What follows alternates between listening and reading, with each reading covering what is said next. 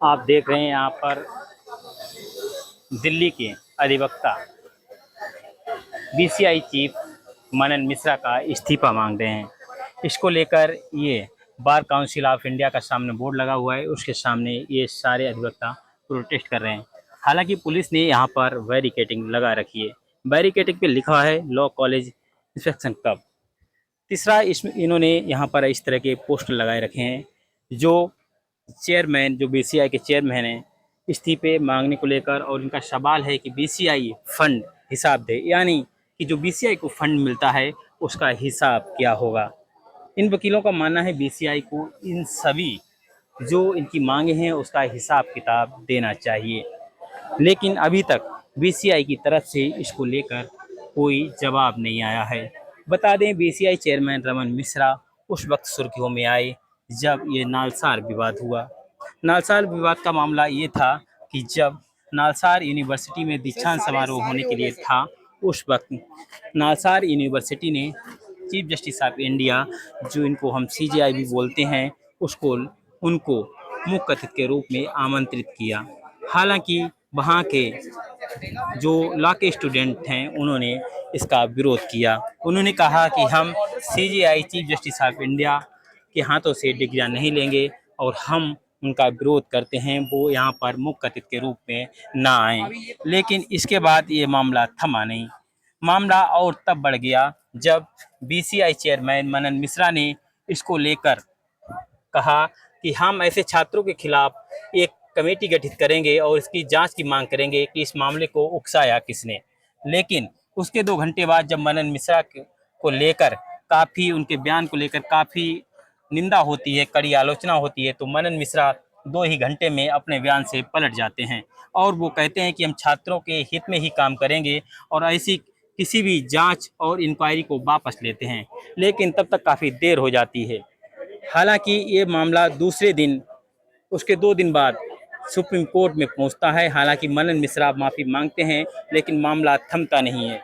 मामले की सुनवाई सुप्रीम कोर्ट में होती है और CJI chief justice of India इस पूरे मामले को लेकर मनन मिश्रा यानी बीसीआई चीफ को फटकार लगाते हैं।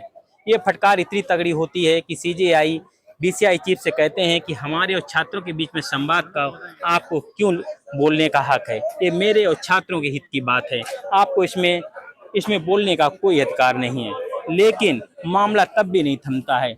इस मामले में कांकरोच जनता पार्टी के संस्थापक अभिजीत दीपके की एंट्री होती है और अभिजीत दीपके कहते हैं कि अगर लीगल कांकरोच भी साथ आ गए तो क्या होगा। लेकिन इसके बाद मामला और तब बिगड़ जाता है जब बुधवार शाम को कांकरोच जनता पार्टी के प्रवक्ता सौरभ दास एक ट्वीट करते हैं और वो ये कहते हैं कि लीगल कांकरोच कल बीसीआई यानी बार काउंसिल ऑफ इंडिया का घेराव करेंगे और जो बीसीआई चीफ हैं मनन मिश्रा का इस्तीफा मांगेंगे। लेकिन आज सुबह जब मैं इस घटना के हम पर आया तो सीजेपी के जो प्रवक्ता हैं सौरभ दास, वो यहाँ पर नहीं थे। हालांकि यहाँ पर दिल्ली हाई कोर्ट, रोड़ी कोर्ट और दिल्ली की तमाम कोर्टों के यहाँ पर वकील मौजूद थे।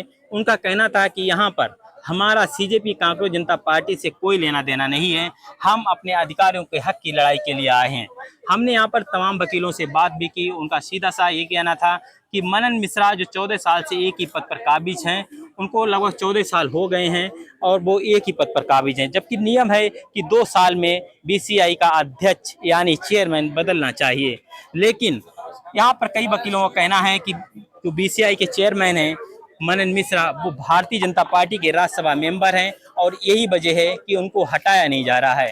लेकिन जब ये पूरा घटनाक्रम सामने आता है उसके बाद यहाँ पर अभी भी वकील डटे हुए हैं और उनकी एक ही मांग है कि मनन मिश्रा को उनके सवालों का जवाब देना चाहिए। उनका ये भी कहना है कि वकील ये भी मांग कर रहे हैं कि मनन मिश्रा कई जब मीटिंग करते हैं तो उसमें करोड़ों रुपए का फंड का खर्चा दिखाते हैं, लेकिन ऐसा होता नहीं है।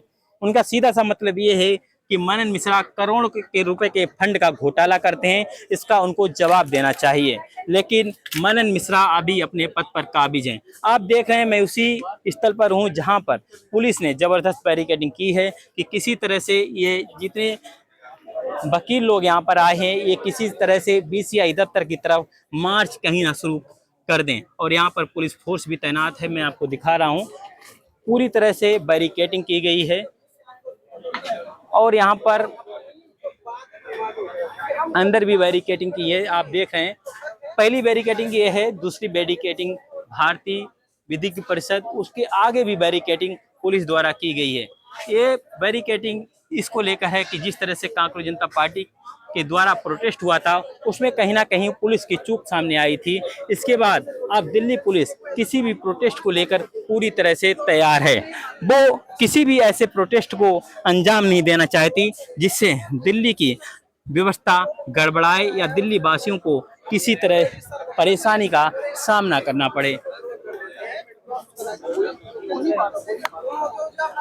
अब देखने वाली बात ये होगी कि क्या, जैसा कि वकील मांग कर रहे हैं कि मनन मिश्रा को अपने पद से इस्तीफा देना चाहिए, क्या वकील अपने मनन मिश्रा जो बीसीआई के चीफ हैं अपने पद से इस्तीफा देते हैं, अन्यथा नहीं। हालांकि वकीलों की तो यही मांग है।